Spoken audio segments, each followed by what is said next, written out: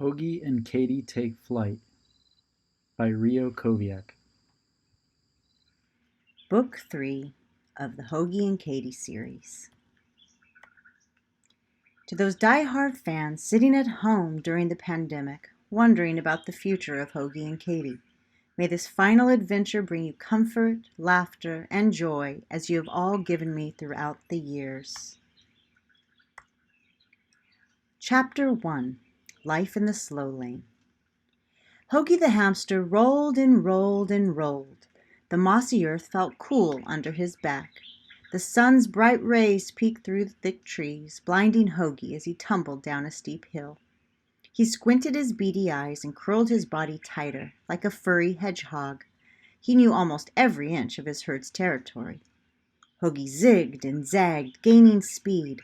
At one point, he lost control of his roll and smacked right into a few older capybaras. "Oi!" growled the silver-haired capybara. "Sorry!" Hoagie yelled as he bounced off them and headed toward the water. Katie was waiting for him down at the lake. She had been frolicking in the water with her sisters, and now she was sunning herself on the sand. When she saw Hoagie rolling toward her, she jumped up and waddled over to him. "So, Hoags, you ready?" Katie asked excitedly. "Ready for what?" Hoagie asked, huffing and puffing from rolling. "For our next adventure, Philly. You promised we would talk about it today," Katie said. Hoagie didn't answer right away. Instead, he groomed himself the way hamsters do. He had twigs, grass, dirt, and sand all over his fur. The truth was, Hoagie didn't want to talk about going on another adventure. He wasn't excited about it at all. Hoagie scratched himself nervously. "Well, I'll tell you right now, I don't ever want to go to outer space, that's for sure." Katie giggled. "Philly, why would we ever go up in space?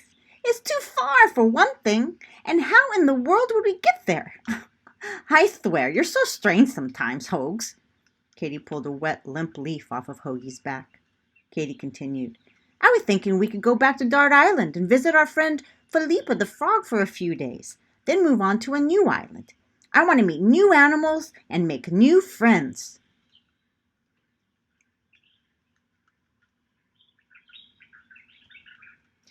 "Didn't Mama Kinsey ever teach you about stranger danger? We have enough friends, Katie," Hoagie said. "But I'm not a wee pup anymore, and I want to explore. Plus, I listened very carefully to Mama about stranger danger." Katie cleared her throat and put on her best Mama voice. "Number 1, don't ever go with someone who says they want to give you some tasty fruit, even if it's mango. Number 2, don't trust adults who ask you for directions. They can figure it out for themselves. And number 3, don't ever believe an adult who says they got a cute woolly caterpillar they want you to see. It could be a trap." Hoagie shivered. He had become quite distrustful of woolly caterpillars recently. "Katie, you should respect your mother's wishes," declared Hoagie, and scratched himself again. "If I would have followed her rules, I never would have met you, Hoags," exclaimed Katie. Hoagie had to agree with her. They never would have met each other if Katie followed her mother's rules of staying close to home. To be fair, Katie didn't know she was being disobedient. She was following the wonderful scent of her favorite fruit, mango, and suddenly found herself lost. That was when she had bumped into Hoagie for the first time. Hoagie's humans had moved from Portland, Oregon to Costa Rica, so his girl's father could take care of injured wild animals. The family would then nurse the animals back to health and set them free once they were able to survive on their own again. Little did his humans know that once poor Hoagie got lost by rolling too far out of his hamster ball, he would have to learn to survive out in the wild as well. But he didn't do it on his own. He eventually had the help of an entire capybara clan who took him in and treated him as one of their own. It was hard to believe that there had been a time when Hoagie and Katie didn't know each other. It seemed like they had been best friends forever, even though they had only known each other for 1 year. "Remember when I thought you were a teeny weeny capybara and you got all mad at me?" Katie laughed. "Yep, I didn't like that one bit, especially since I was older than you. And I thought you were a huge guinea pig thingy who smelled weird and sniffed too loudly," Hoagie chuckled. "You're the one that smelled weird," Katy was offended. She clearly remembered sniffing Hoagie and being grossed out by him. She thought the strange little creature smelled like dirty, wet fur mixed with other things she couldn't describe. Later on, she learned Hoagie smelled of a combination of his hamster cage, humans, a dog, and hamster food. To this day, Katy had no idea what these things looked like because she had never seen a dog, human, or cage before. However, she often wondered what hamster food tasted like, and admitted she would like to try it one day if she ever got the chance. Hoagie, on the other hand, didn't miss his dry hamster food one bit, but he did miss the special fruits and veggies his girl gave him. However, Katy introduced him to a bunch of different foods, like grass and even little worms. He was surprised how much he had grown to like his new menu.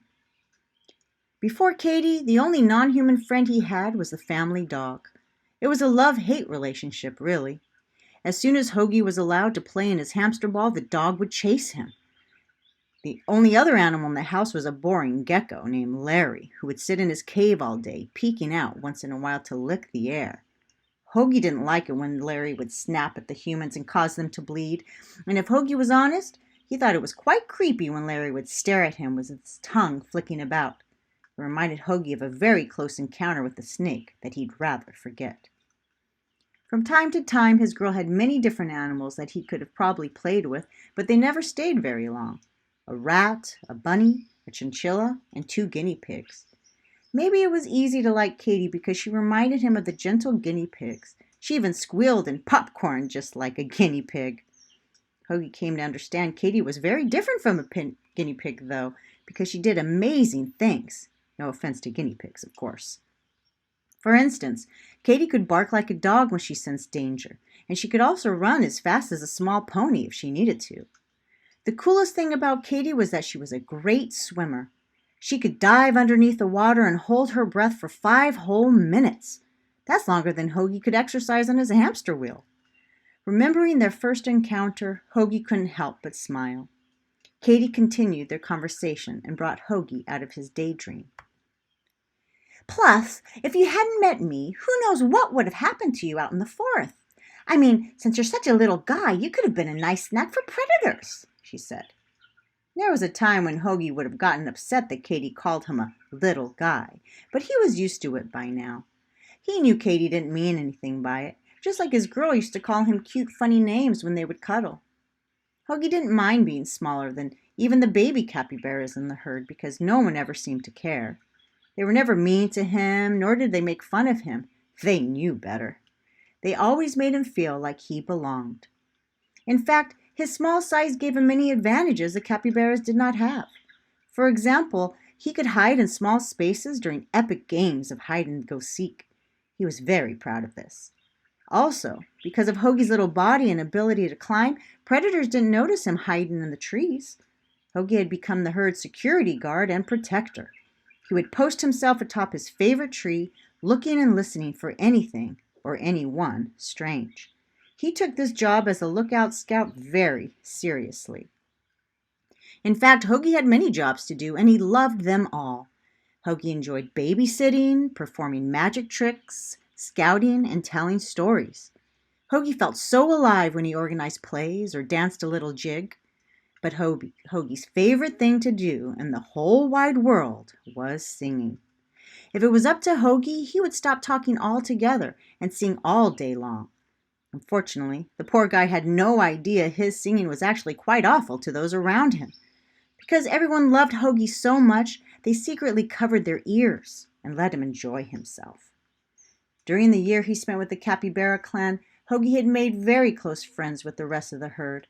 So when Katy talked about going on another adventure to make new friends, Hoagie wasn't interested. He was happy and satisfied with his life the way it was. Hoagie, we're old enough now to explore further and stay out longer. I'm sure Mama Kinsey will let us go, Katy coaxed. I don't know. Hoagie gave himself a final scratch behind his ears. I don't understand, Hoax. You're such a good traveling companion, and you usually love adventures. You have such amazing hearing, almost like you have a superpower. Plus, you're very smart and can always figure out a way to get us out of trouble. And, oh yeah, you are so fun to hang out with. Katy was making Hoagie feel good about himself. He had to admit she was right about all those things, especially about being fun. But was his sense of hearing and intelligence enough to keep them safe out on their own? He didn't know for sure. Chapter 2. The Request. The more Hoagie thought about traveling, the more comfortable he became with the idea. The more comfortable he became, the more creative he was. Truth be told, Hoagie often daydreamed about other islands. He always wondered what cool stuff and animals he and Katy might find. For example, he wondered if their lake would ever come to an end. Would it connect with the sea? Would it end in a massive waterfall? What kind of incredible water creatures would live beneath a waterfall? In the magic black box at home, Hoagie remembered seeing gigantic fish launching out of the ocean, making quite the spectacular splash. Hoagie also thought of new and exciting fruits to taste. Before he got to this island, Hoagie had never tasted a mango before, and he loved it. What other delicious treats were out there just waiting for him to nibble on? Hoagie's mouth began to water. The biggest thought that ran through his mind was if he would ever find his human family again while out on another adventure. Would his girl remember him? Would she cuddle him and sing his favorite song? Would she have a new hamster? Hoagie's imagination had gotten the better of him, and suddenly his mind was made up. He did a little dance and exclaimed, "Katy, my friend, let's do it. Let's go see what we can see, eat what we can eat, and do what we can do. What do we have to lose, huh?" "Hooray! I knew you'd come around, Hoagie," Katy cheered. Hoagie climbed up on Katy's back and held on for dear life as she jumped for joy.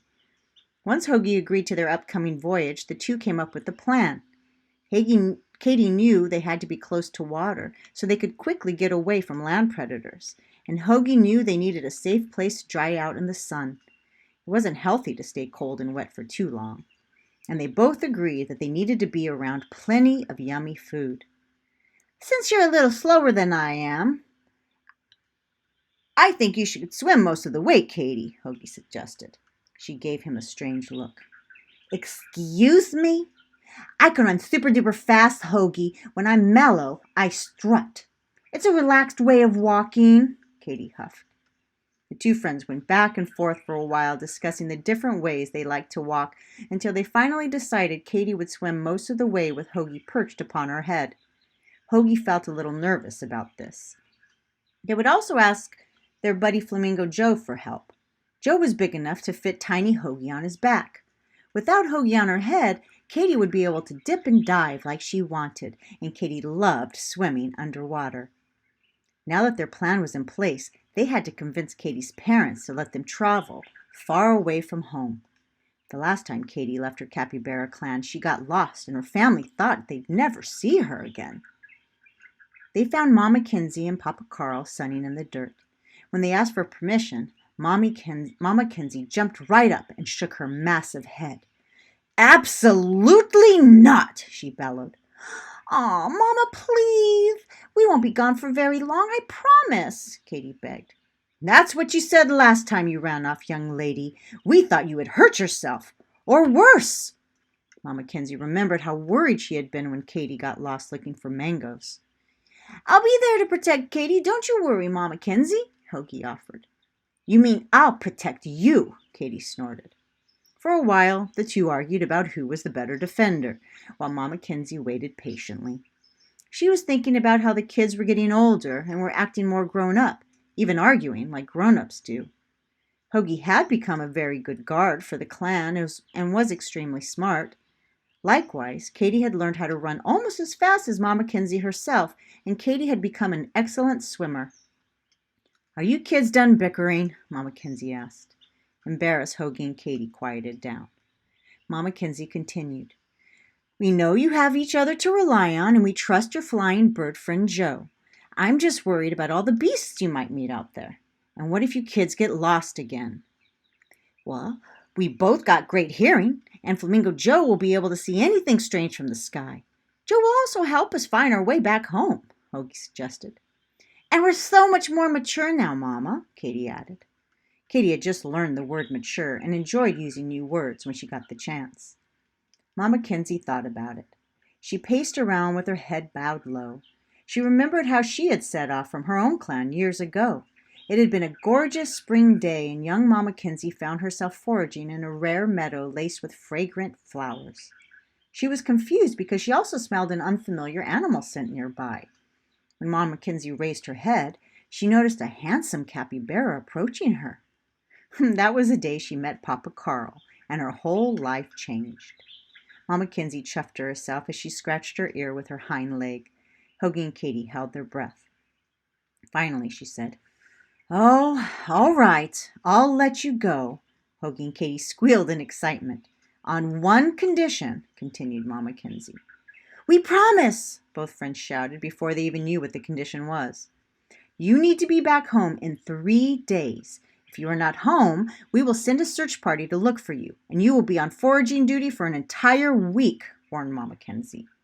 Only the older capybaras foraged for the clan. This was a difficult chore for the younger pups, so Hoagie and Katy understood how important it was that they obeyed the rules. They huddled together to discuss it. "How in the world am I supposed to help forage? I can only grab a little at a time." "That is an impossible task," yelped Hoagie. "You can help me in other ways, Hoag. You can cut the grass with your teeth, and you can remove leaves from their stalks. I'll do all the heavy lifting, don't worry. Plus, why are we even talking about any of this? We'll be back in 3 days, no problem," Katy said confidently.